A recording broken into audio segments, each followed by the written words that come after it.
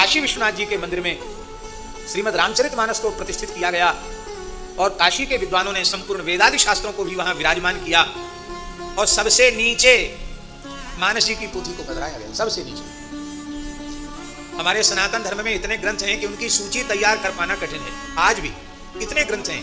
अब बताइए, कल एक ऐसी बृहद रामायण ब्रह्म संहिता मिल गई जिसमें रामचरितमानस का ही महात्म्य निकल आया। कितने ग्रंथ हैं।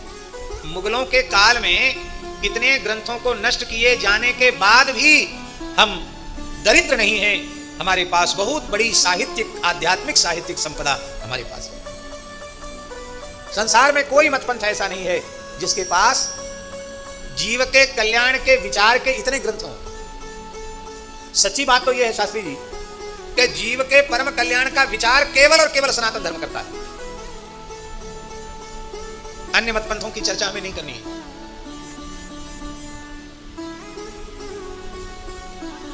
जीव के परम कल्याण तक वे जाते ही नहीं है मार्ग। राम अनंत अनंत गुणानी जन्म कर्म अनंत नामानी जलसी कर्म ही रजगनि जाही रघुपति चरित न वरन सिराही।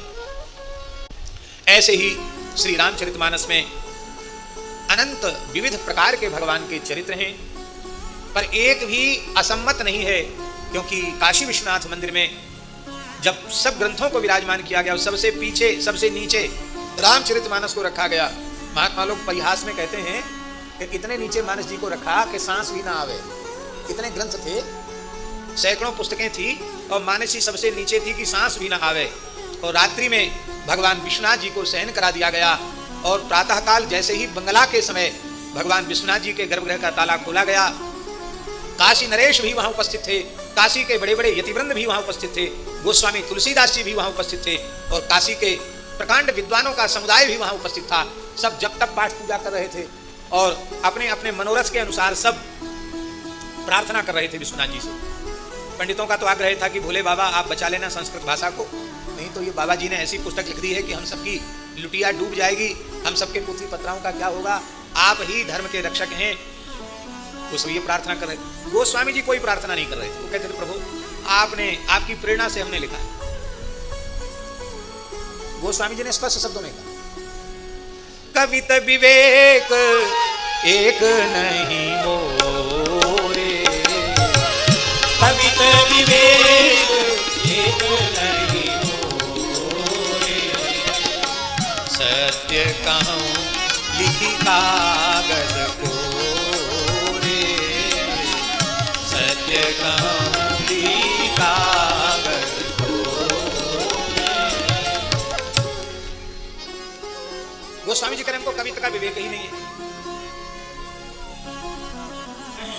आपको न्यायालय में कोई कागज प्रस्तुत करना होता है तो अदालती भाषा क्या है ये आप पढ़े नहीं है, हम पढ़े नहीं, आप पढ़े नहीं, आप जानते नहीं। उस भाषा को पढ़े हुए वकील हैं, तो वकील क्या करते हैं, स्टाम्प पेपर लेकर आपका कोरे कागज पर हस्ताक्षर करा लेते कि नहीं, और उस पर जो कुछ उनको लिखना होता है मसौदा वो सब लिख देते हैं और न्यायालय में प्रस्तुत कर देते हैं। पर वो वकील का लिखा हुआ नहीं माना जाता है। वो किसका लिखा हुआ माना जाता है, जिसके नीचे कोरे कागज पर जिसने हस्ताक्षर किए थे उसका लिखा हुआ माना जाता है। गोस्वामी जी कहते हैं हमें तो कोरे कागज पर हस्ताक्षर किए हैं, भगवान भूत भावन विश्वनाथ ने ही इस ग्रंथ को लिखा है। रचि महेश निज मानस राखा, पाए सुसमय शिवासन भाका, भाषा बद्ध करो मैं सोई। मैं वो बोलने में लिख रहा हूं, उस सब उन्हीं का है, हमारा इसमें कुछ नहीं। अरे भाई लेखनी की क्या इच्छा अनिच्छा, लेखक जो लिख दे।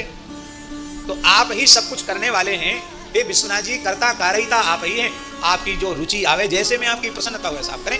गोस्वामी जी शांत भाव से निर्विकार भाव से बैठ करके राम राम कर रहे थे।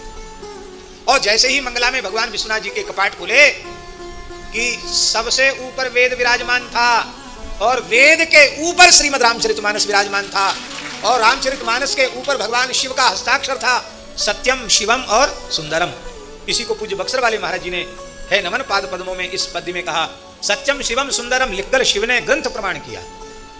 भगवान शिव ने सत्यम शिवम सुंदरम लिखकर के ग्रंथ को प्रमाणित किया। शंकर जी की मोहर है। इसमें जो कुछ लिखा है वह सर्वथा सत्य है, इसमें एक अक्षर भी असत्य नहीं। शिव है परम कल्याणकारक है और परम मनोहर है, परम सुंदर है। भाषा ग्रंथ होने पर भी श्रीमद् रामचरितमानस किसी आर्ष ग्रंथ से न्यून नहीं, कम नहीं। यहां व्याकरण के अच्छे विद्यार्थी, अच्छे पंडित लोग भी बैठे हैं। महाभाष्यकार भगवान पतंजलि का ऐसा वैदुष्य है कि वे कई जगह महाभाष्य में व्याख्यान में सूत्र का व्याख्यान करते करते कह देते हैं कि इस सूत्र की आवश्यकता नहीं थी, इसके बिना भी काम चल जाता। तो हटा दो ना इस सूत्र को, जब बिना इसके काम चल रहा था तो इस सूत्र को हटा दीजिए। और जैसे ही मंगला में भगवान विश्वनाथ जी के कपाट खोले कि सबसे ऊपर वेद विराजमान था और वेद के ऊपर श्रीमद् रामचरितमानस विराजमान था और रामचरितमानस के ऊपर भगवान शिव का हस्ताक्षर था, सत्यम शिवम और सुंदरम। इसी को पूज्य बक्सर वाले महाराज जी ने है नमन पाद पद्मों में इस पद्य में कहा, सत्यम शिवम सुंदरम लिखकर शिव ने ग्रंथ प्रमाण किया। भगवान शिव ने सत्यम शिवम सुंदरम लिखकर के ग्रंथ को प्रमाणित किया। शंकर जी की मोहर है। इसमें जो कुछ लिखा है वह सर्वथा सत्य है, इसमें एक अक्षर भी असत्य नहीं। शिव है, परम कल्याणकारक है और परम मनोहर है, परम सुंदर है। भाषा ग्रंथ होने पर भी श्रीमद् रामचरितमानस किसी आर्ष ग्रंथ से न्यून नहीं, कम नहीं।